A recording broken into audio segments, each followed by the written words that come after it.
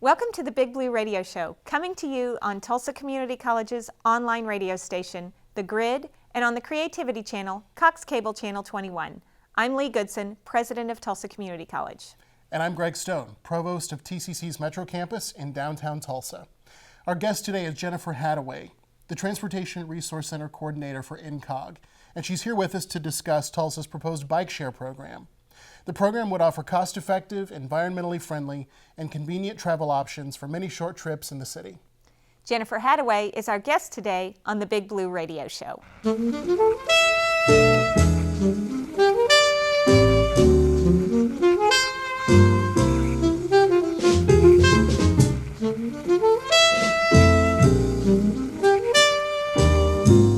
Well, thanks for joining us today, and Jennifer Haddaway from INCOG, thank you for joining us. It's good to have you here, and I think we want to start by asking a question that I know I have had to ask of people before, and that is, what is INCOG? The Indian Nation Council of Governments. Yes. But can you explain to us a little bit about INCOG, and then the work that INCOG does, and then the work that you do, in particular with INCOG on transportation? Yeah, I'd love to. INCOG, like you said, it's Indian Nation Council of Governments. It's an MPO, which is a metropolitan planning organization, and it is for the region. So overall, about 11 cities, I believe, but up into Osage County, Wagner County, and Tulsa County. We cover anything from land use planning to fire protection to Board of Adjustment hearings for the city of Tulsa, and in my department it's transportation. And so we apply for or help cities and communities apply for federal funds through different programs that can be used for transportation projects in their region, or other types of work that they see in their community that they're really needing to get a boost with. And so we can help them with the planning process, with technical expertise. We have GIS specialists on staff who can help with mapping. Excellent mapping department. They have a lot of resources at their disposal. And so, we're basically here to serve the communities in our region. And one of the projects that you're working on right now is bike share. Mm-hmm. Talk to us a little bit about where this idea came from and how it's developed so far. I'd love to. I'd love to. Bike share is not a new concept for Tulsa. We had a bike share system done several years ago called the Tulsa Townies. I don't know if you've seen the cute little pink bikes. Yeah.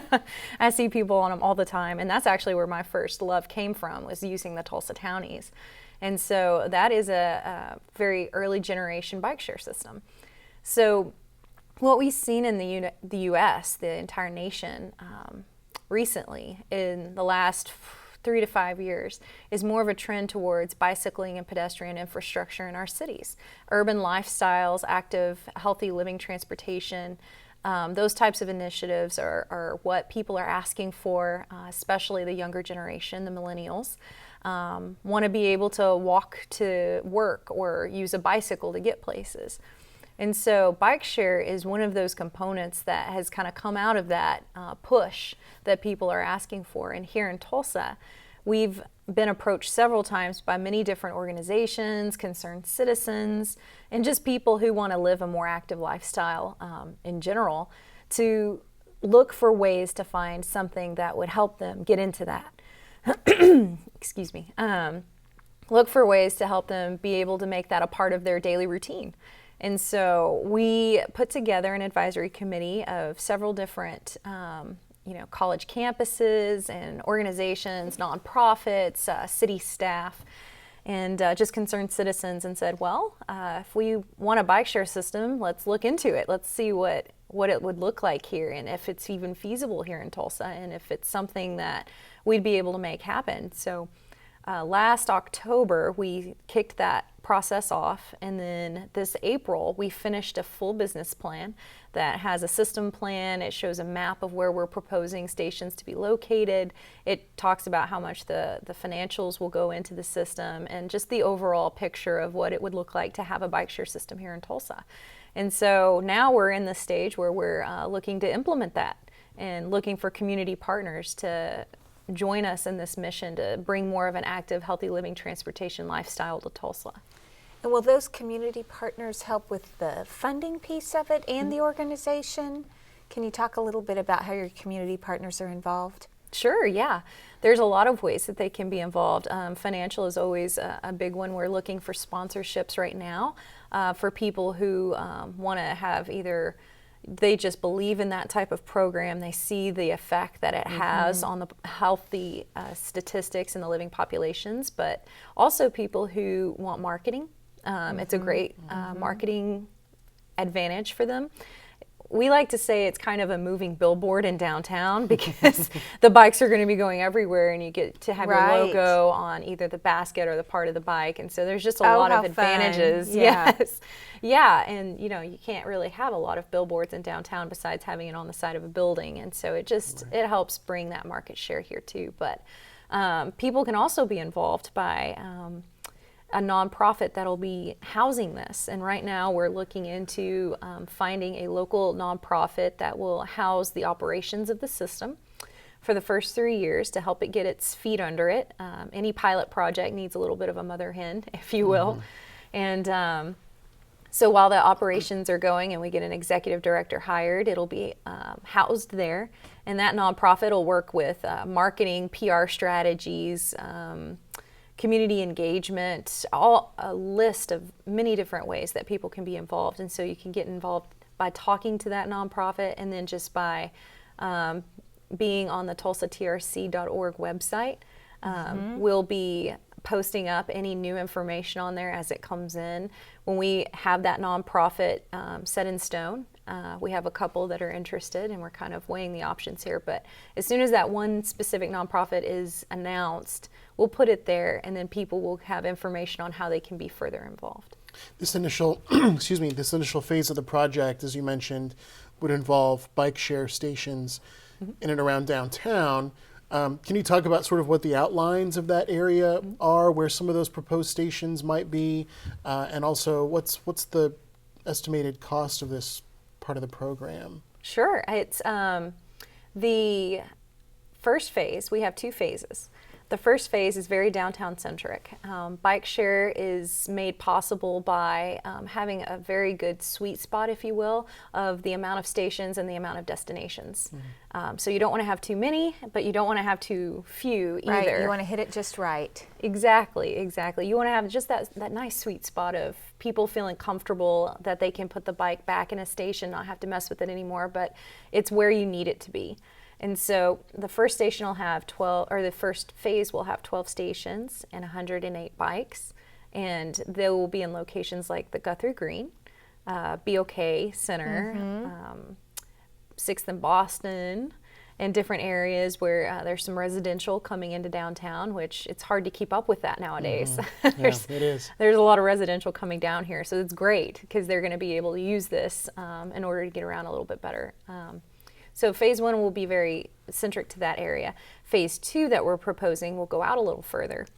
And it goes out to places like TU, Brookside, Cherry Street, and the Gathering Place as soon as it comes online. And so we're looking forward to that, being able to get people out there and then back into downtown for maybe a restaurant or, just keeping people in this area. I think it will make for a nice, fun family day. And so the main point of bike share is connection. And it's a last mile connectivity to where you're wanting to go. So you find the areas where people want to be. And that's why we started here. And then we'll see how far we can grow the program from there and what the community gives us feedback on.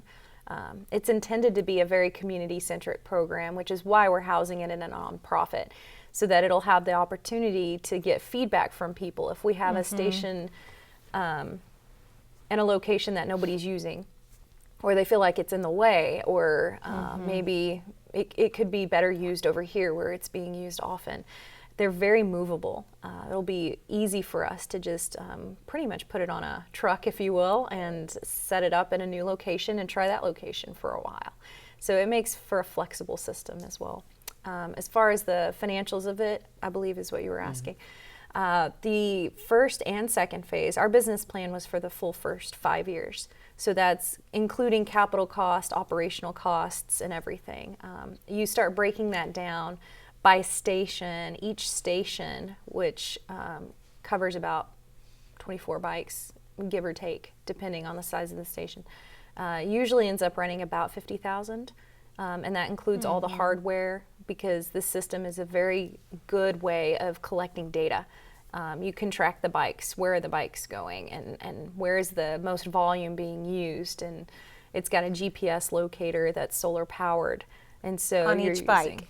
That's on each station. On each station, If I we, see. yes, and the business plan kind of breaks it into two different areas. One is station-based systems, where it's solar powered within the station. There's another system, it's a bit newer on the market, but it's called social bicycles, and those have the information on the bicycle. And so that solar power does come in on that receptor on the bicycle. I see. So but those are a lot more new on the market and haven't been as tried and tested as far as their battery power and how long they can last, versus the station-based, which has been in production for a little bit longer. So you've got a little more trial and error testing that's happened. You've got a little more dependability with that system. So we were leaning towards the station-based, but like I said before, we're still very open to feedback from the community. So we're looking into both options, and look forward to kind of seeing that come through as we get into an RFP process with our nonprofit. So INCOG serves as a nonprofit facilitator for a lot of different conversations in the community. Is that right? Well, it's a planning organization, so it doesn't necessarily have to be with the nonprofits. We work a lot with cities, and we do work with nonprofits. I think we're a lot more project focused, planning focused, and finding grants. We do a lot of federal grants for the surrounding area and trying to get that money here to our region. And so that could end up being in a nonprofits, feel, but for the most part, we mostly work with our cities. With cities and planning and doing great things for our citizens. Hopefully, yes. Yes, That's our yes. goal as a council of governments. That's usually what we're trying to do. We want to make this area a better place for everyone, for sure. Great. Jennifer, you mentioned earlier that obviously bike share is not a new idea. It's something that is in many other cities. I've used a bike share system in Boston myself, and it's a great system to have. What is our system sort of being based on other models? Have you all visited with other cities and gotten any information that might be helpful designing this project for Tulsa based on some other cities that maybe have been visited or consulted with about their programs? Yes. yes. We've done a lot of comparable studies. I think that we had a lot of advantages that way, that we had some other cities to look at and to learn from. You know, what are best practices, but also what are the pitfalls that you can kind of step around and not necessarily fall into the same mistakes too. And so we've reached out to many other communities and had a consultant called Alta Planning, and they are a national company, and actually international, I believe, working on planning and design for bicycle pedestrian infrastructure and projects like bike share. They actually used to own a bicycle share or a bike share operator, and they would establish these bike share systems in communities. So they knew the systems inside and out, what it would take, how much it would take, what does the hardware use, and who are the best vendors for the hardware. And so we leaned on their expertise as well, and with their partnerships with some of these other communities, we had a lot of great information share. And I think everyone has the same goal at the end of the day, whether we're here or Seattle or Kansas City or any of these other cities that have bike share. We're wanting to see that needle move to making the community more friendly for bicycling and bicycle travel for families, and not just those who are advanced on their abilities in order to ride in the roadways, but people who are a little more novice and not as comfortable riding in the flow of traffic. And so, yeah. That's a good thought. Yeah. We have a lot of, and I'm sure you guys already know this, but we have a very strong bicycling population growing here in Tulsa, and it's great. I've enjoyed being able to be a part of that. Tulsa Tough every year just continues to grow, and the numbers are just getting bigger and bigger. And we see more people biking to work now. So it's starting to become, excuse me, it's starting to become more of a transportation mode and not just recreational. Right. And that's what we're wanting to create with Bike Share. But it works in tandem with another project that we've been working through INCOG with our member governments on, is called the GO Plan. And that is bicycle and pedestrian infrastructure, so that you have bike lanes on the roads to give people a separate place to ride their bike that aren't as comfortable riding in the flow of traffic, and give them that opportunity to try this out. And then the Bike Share kind of gives you the bike to ride it on. The tool to do it with, yeah. So you've got the urban planning piece involved in your organization, as well as the program piece. Yes. Yes. Yes. Well, before Dr. Goodson ends the interview with the big question, which we know you're getting ready for, let me just quickly ask you again, if someone's watching or listening, how can they get involved in the process? And maybe remind us again of the website where people can go and look for more information about the Bike Share program. Go to tulsatrc.org. And there's a website there that'll talk about Bike Share. There's also an email address, trcinfo@incog.org. We'd love to hear your feedback, whether you're a pro interested in Bike Share, you've done it before in other cities, you think that it's a great idea, but we'd also like to hear your feedback on concerns and things that you think, well, I would like to ride a bike, but on this street, there's really heavy traffic flow, and how would you make that work? And so we're very open to feedback on those things. So feel free to email me at that address, and to see information on the website. Our whole business plan is there for review. And let us know if you know of anyone who would like to be a sponsor organization on this. We've had several community partners already step up to the plate and being different levels of sponsors, but we can always use more sponsorships to make it even more friendly to more people, and to put more stations on the ground so more people can have access to the system. Great. Well, this is the Big Blue Radio Show, and we're ready for the big question, and that is, Jennifer, for our students, what advice, if you could go back in time, what advice would you give to your 18-year-old self before entering college? That is a good question. It's a big question. It is a big question. And you know, first thing that I think of, and probably would have saved me a lot and my 18-year-old self, is to learn to trust myself and to trust what I'm interested in doing.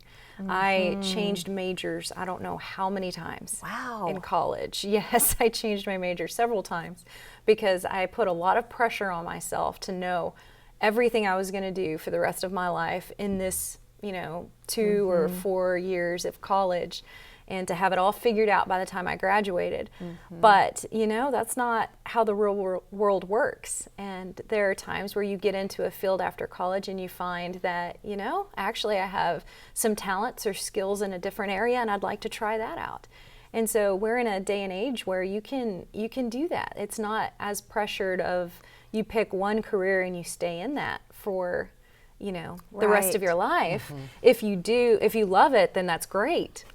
Stay with it, and that's wonderful. We want people where they're passionate, where they are alive. And I think that's the most important thing, is finding that place, but also taking a deep breath and realizing that you don't have to have it all figured out by the time you graduate, and to enjoy the experiences and the things that you're learning while you're in college, and grow from your teachers, grow from the staff there, learn from the other students, but don't expect that once you graduate you're going to have everything fully figured out. And it's okay. It really is okay. You'll be good, and just trust yourself to make those decisions as you continue to grow on your next step. It's about the journey. Yes, Yes, exactly. about It's the a journey. journey. It's step by step. Right. So, Well, that's great advice to share. And with that, we are out of time today. So I'd like to thank our guest, Jennifer Haddaway from the Indian Nations Council of Governments, for talking with us about the Bike Share program today. thank you for having me. And thank you for joining us. Remember, you can find us every week online at The Grid, tulsacc.edu/The Grid, and on the Creativity Channel, Cox Cable Channel 21. We'll see you next time.